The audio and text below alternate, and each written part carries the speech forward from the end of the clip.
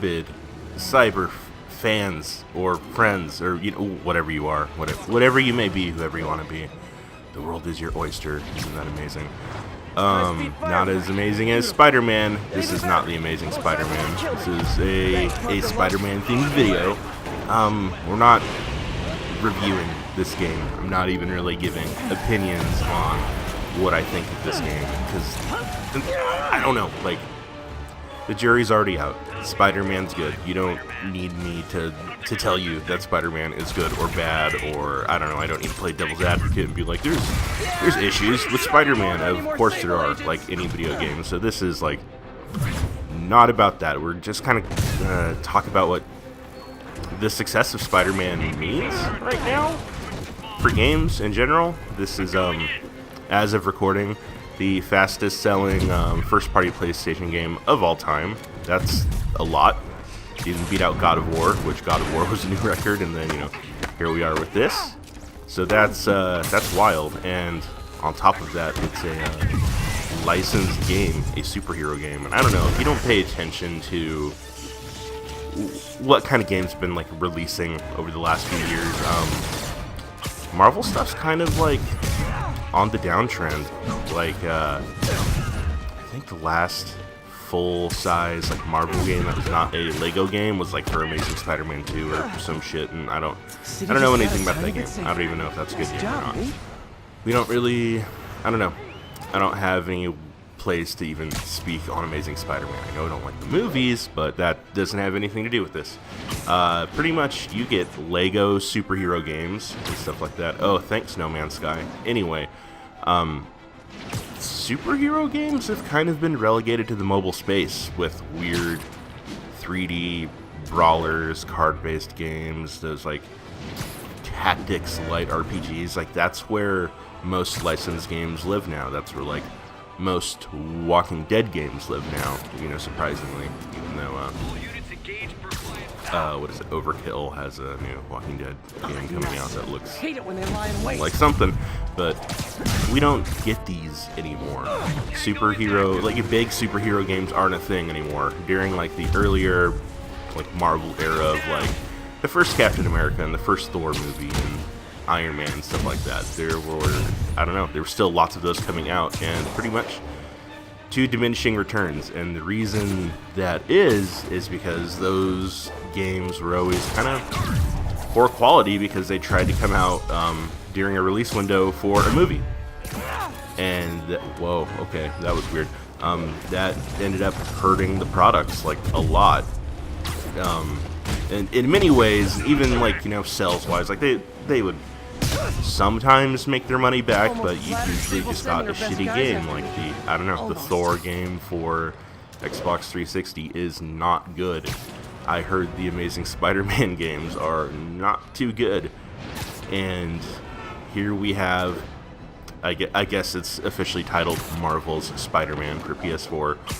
This game out with its original story and no tie-in to any film whatsoever, and this game was given its time to grow and breathe, and it's a huge success. And that right there kind of proves that, I don't know, publishers were going about handling these properties wrong to a point where they were mishandled so much that they got relegated to the mobile space.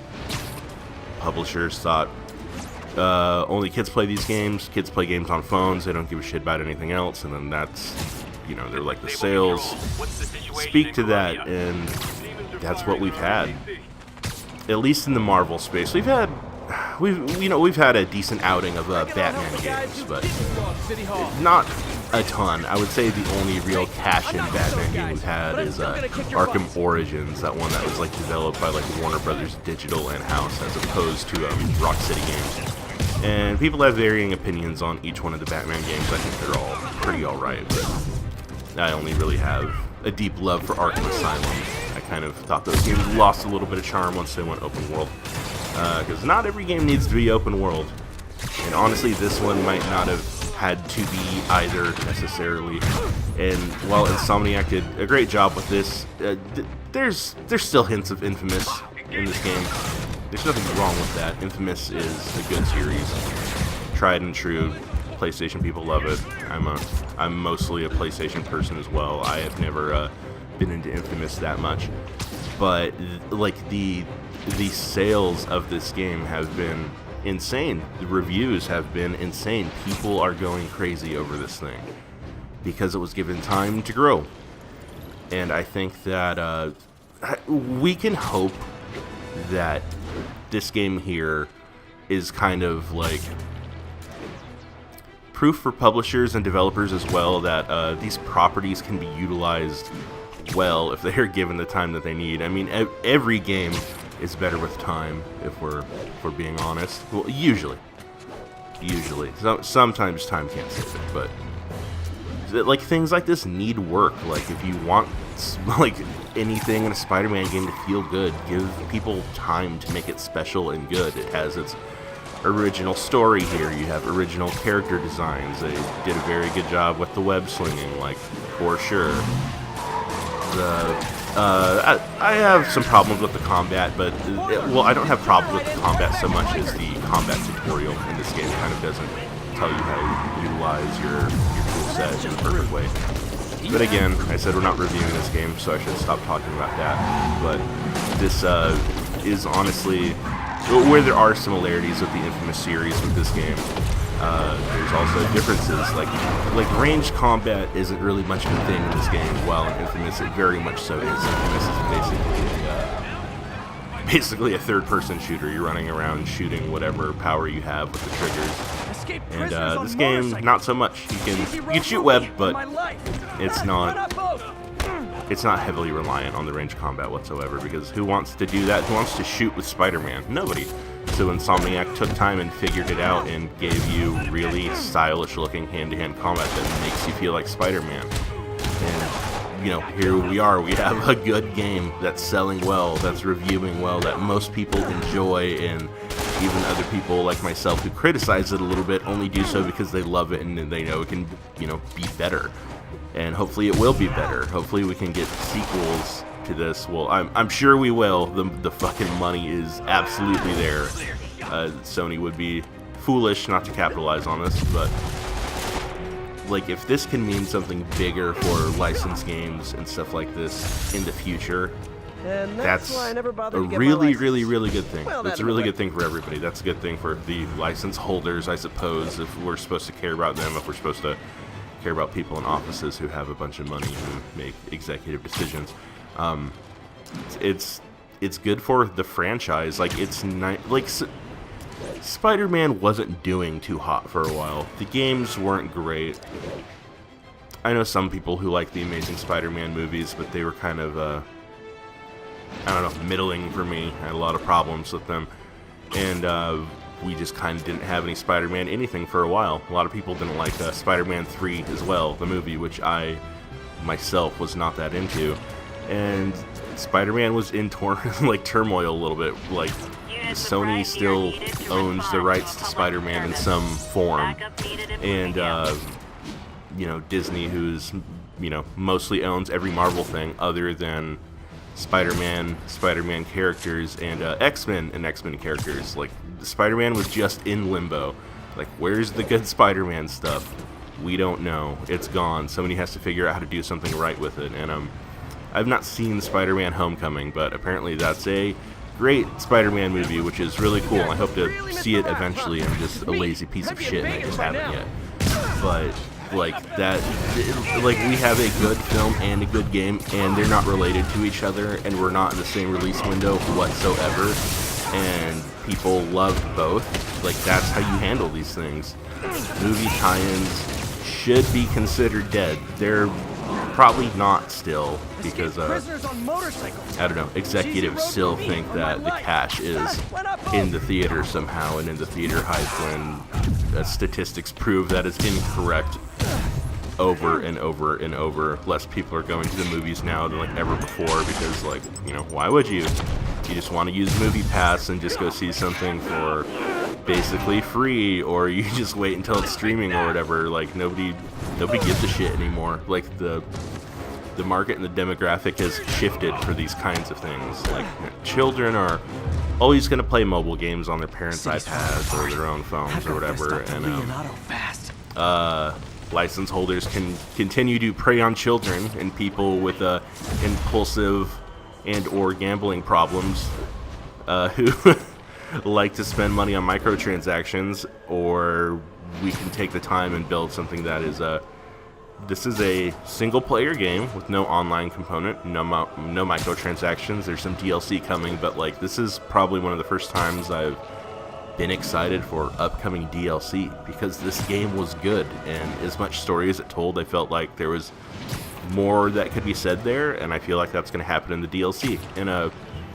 Insomniac's actually made pretty good DLC in the past. Like we had Infamous First Light, which is pretty cool. It's standalone, it's its own thing. I cannot remember what the Infamous 2 thing is called. It's like Festival of Blood or some shit, where it's like a fake vampire story. Like that's interesting. Like I feel like Insomniac can do it. And while I am not the biggest hater of online experiences, some people think it's like the bane of the industry that something is online or has microtransactions or has a multiplayer mode as opposed to just a single player mode. That's something I think people need to get over. Like, games have been online since the PS2, GameCube, Xbox era, the Dreamcast even. That's not changing. People are always going to like it. Some people like playing with other people. Like, just because you're not a social gamer, you hate that doesn't mean that's, where other people don't spend most of their time socializing, like myself. Like, it's a good thing to have. It can make money, because DLC, online, microtransactions, stuff like that, that is just the nature of the business. That's how things make money, because like every single set piece in this game that you see in like a main story mission just oozes money. You can see the budget. You're like, god damn, this game hella costs money, and it's better for it. But I don't know if people who play games relatively recreationally or as a serious hobby necessarily understand how much games cost to develop. And I'm not gonna flex this too hard, because honestly you shouldn't consider this in your opinion of how things are. But I myself have worked in the gaming industry. I've helped ship a title, a AAA first-party title, or it was slated to be AAA. It's still a first-party title that came out in 2018. Budgets are important, and like it can cost tens of millions of dollars to make these. Sometimes even more, and that budget needs to be earned back. If every single person just drops $60 on the game and it's not something that sells millions of copies like Spider-Man here, it doesn't make its money back. It flat out just doesn't make its money back, and it's at a loss. And when that happens, developers lose their jobs. Like, real people don't have a job anymore, because as hard as they worked on whatever game for however many years, if it had no other supplementary income planned for the future, that game doesn't make its money back and the studio closes, or you lose a contract or something. That's just how it is. Like, we demand cinematic games with HD graphics and great storytelling and voice acting and all sorts of stuff, but like we have a problem with those games trying to make more money after the initial purchase, when that might be necessary for the studio and the developers to thrive. That's a really important thing to think about. Like, honestly, like maybe this is a poor comparison, but like think about it if you in a way of like, maybe you drink fair trade coffee. You want to make sure the farmers who grow and sell those coffee beans actually make money back, as opposed to Starbucks or what have you taking all that profit, and then the people who did the work make nothing. Like, that is unfortunately how the gaming business is too. Like, as soon as a game goes gold, which if you're not familiar with the term, when a game goes gold, it means the 1.0 version, what is going to be printed on the disc without a patch or anything, is ready to go. As soon as a game goes gold, if there's DLC, you start working on DLC. That's what happened with me when I was working in QA on the title I mentioned before. Is game went gold, awesome, it's not time to party, work still needs to be done, let's hit the first DLC pack. And that's what we did. And that's what the developer needed. And thankfully, the game I worked on, I think, definitely made its money back, and was more popular than we anticipated it to be.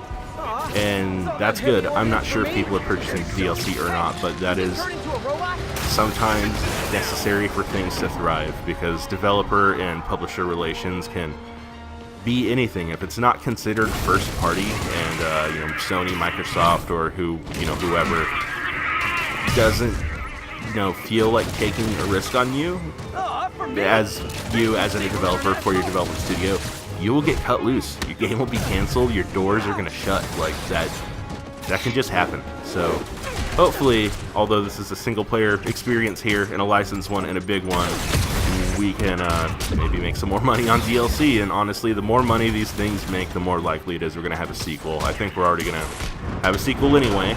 If you've played this game, you know what I'm talking about. And if you keep an eye on the sales, you know what I'm talking about. But I don't know. Let's just hope that Spider-Man can bring these kind of experiences back. Because, like, I don't know. I would love to play another good superhero game, because I don't know. You can tell a story that you can't tell in a 2-hour movie. Something that just doesn't work. Something that can be played bit by bit, or just be, way more grandiose than you could possibly film. And those experiences and, like, I don't know, opportunities to tell stories like that are super important, I think.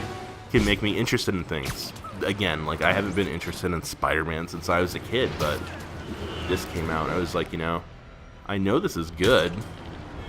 I'm gonna play it and have some fun. So, I don't know, hopefully you learned just something small about Spider-Man, what this means for games, what it means for, development and how that works, and maybe you have a little more of a window into the industry as a whole. But yeah, I don't know. I hope you learned something. This was my not Spider-Man review, just a Spider-Man talkie, we'll call it that, talkie-walkie, and we'll see you guys next week with some other video. So skate fast, eat ass. Gangsters and thugs, criminals and hoods. Some of my friends sell records, some of my friends sell drugs.